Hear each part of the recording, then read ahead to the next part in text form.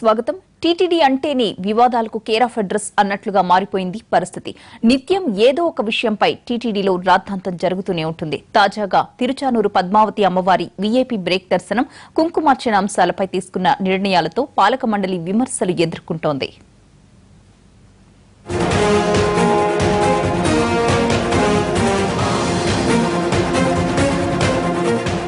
తిరుమల శ్రీ వెంకటేశ్వర స్వామి దర్శనార్థం వచ్చే భక్తులు స్థానిక ఆలయాలను కూడా సందర్శిస్తుంటారు. ఇందులో ప్రధానంగా తిరుచానూరు పద్మావతి అమ్మవారి ఆలయానికి ఇటీవల భక్తుల రద్దీ భారీగా పెరిగింది. నిత్యం అమ్మవారిని సుమారు 30,000 మందికి పైగా దర్శించుకుంటారు. ఇక వారాంతపు రోజుల్లో ఈ సంఖ్య మరింత ఎక్కువగా ఉంటోంది.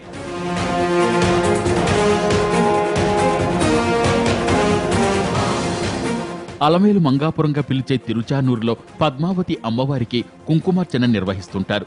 నిత్యం 1000 మందికి పైగా భక్తులు కుంకుమార్చన చేయించుకుంటారు. గతంలో నిరంతరం జరిగేది.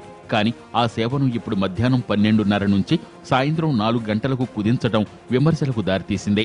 ఓ పక్క ఈ వివాదం కొనసాగుతుండగానే వీఐపీ బ్రేక్ దర్శనంపై ధర్మకర్తల మండలి సమావేశంలో చర్చించి నిర్ణయం తీసుకోవడం మరింత వివాదాన్ని రగిల్చింది. మధ్యాహ్నం 12 గంటలకు, సాయంత్రం 7 గంటల సమయంలో మరోసారి అరగంట పాటు బ్రేక్ దర్శనం ఉంటుందని ప్రకటించారు. మరోవైపు అమ్మవారి కుంకుమార్చనను మూలవర్లకు కాకుండా ప్రస్తుతం అమ్మవారి కళ్యాణం జరుగుతున్న ప్రదేశంలో ఉత్సవ విగ్రహాలకు జరుపుతారనే వదంతులు వినిపిస్తున్నాయి. దీంతో టీటీడీ తీరుపై భక్తులు ఆగ్రహం వ్యక్తం చేస్తున్నారు. తిరుచానూరు ఆలయంలో ఈరోజు కుంకుమార్చన సేవని రద్దు చేస్తున్నాము.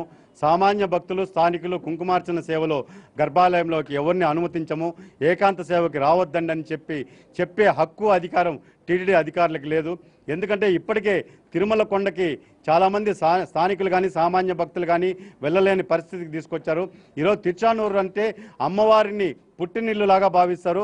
అక్కడికి ముఖ్యంగా మహిళలు శుక్రవారం కానీ పర్వదినాల్లో కానీ అమ్మవారిని దర్శించుకుంటే దీర్ఘ సుమంగిలిగా ఉంటారని చెప్పని అక్కడ ఎంతోమంది మహిళలు, తిరుపతి ప్రజలే కాకుండా సామాన్య భక్తులు, తిరుపతి పరిసర ప్రాంతాల్లో ఉండే మహిళలంతా కూడా పెద్ద సంఖ్యలో అక్కడ పాల్గొంటూ ఉంటారు.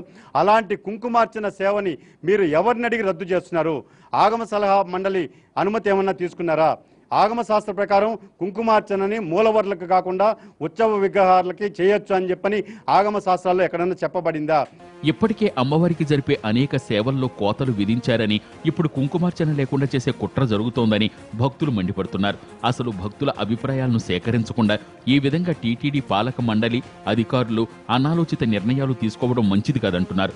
మొత్తం మీద కొండ పైన కింద ఏదో ఒక వివాదం లేదే టీటీడీ అధికారులకు నిద్ర పట్టేటట్లు లేదనే విమర్శలు వినిపిస్తున్నాయి.